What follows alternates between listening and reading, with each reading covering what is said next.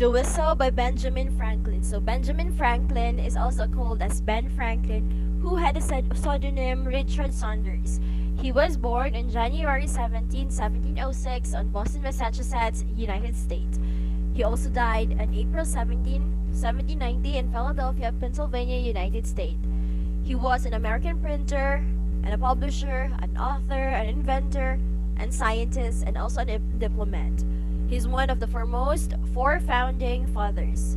Franklin helped to draft the Declaration of Independence and was one of its signers, represented the United States in France during American Revolution, and was a delegate to the Constitutional Convention. Then Franklin, he was Benjamin Franklin is one of the five-member committee that helped draft the Declaration of Independence, in which the 13 American colonies declared their freedom from the British rule. So, but Franklin was been sent the American Congress to France to enlist the nation's help with the Revolutionary War. Therefore, the French military alliance signed an alliance with America and would provide soldiers, money, supplies that proved the Americans' victory against British rule. Franklin made important contributions to science, especially in understanding of electricity, and is remembered for the wit, wisdom, and elegance of his writing. A little background about The Whistle of Benjamin Franklin. It is a parabolic short story cum letter of Franklin that he wrote to address the letter of Madame Brillion. So Madame Brillion is a good friend of Franklin that always mentioned and have always a description of heaven and paradise, that one day she wants to be there, but she's afraid to die. Therefore, Benjamin Franklin addressed her letter and apologized for not responding immediately to her last Wednesday and Saturday letters. And Franklin wants to teach her a lesson that Madame Brillion needs to prioritize or do efforts more on good things and able to achieve what she really desires, or to go to heaven. So upon addressing it, Franklin shares his childhood story to Madame Brillion, which is entitled now The Whistle. Okay, The Whistle by Benjamin Franklin. When I was a child of 7 years old, my friends on a holiday filled my pocket with coppers. I went directly to a shop where they sold toys for children, and being charmed with the sound of a whistle that I met by the way in the hands of another boy, I voluntarily offered and gave all my money for one. I then came home and went whistling all over the house, much pleased with the whistle, but disturbing all my family. My brothers and sisters and cousins, understanding the bargain I had made, told me I had given 4 times as much for it as it was worth, put me in the mind of what good things I might have brought when the rest of the money, and laughed at me so much for my folly that I cried with vexation, and the reflection gave me more chagrin than the whistle gave me pleasure.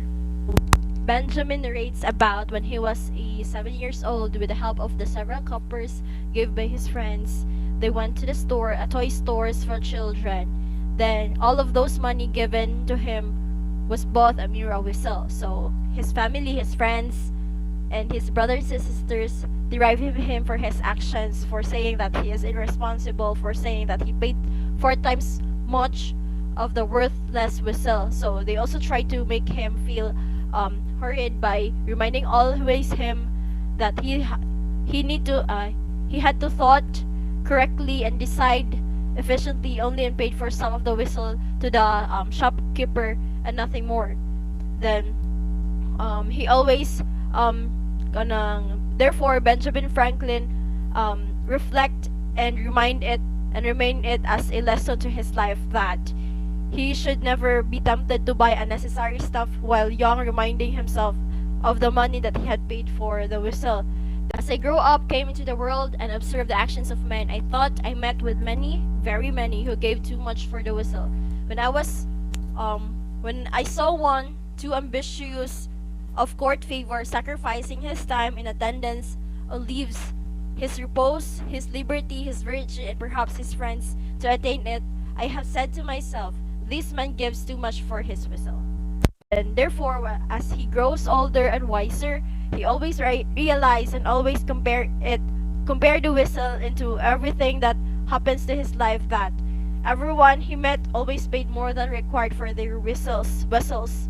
In other words, they were giving more importance to things, to people, and to places, um, that needed the least priority in their life. So, therefore, here he explained and he describes the different kinds of people that he think pays too much for their whistles.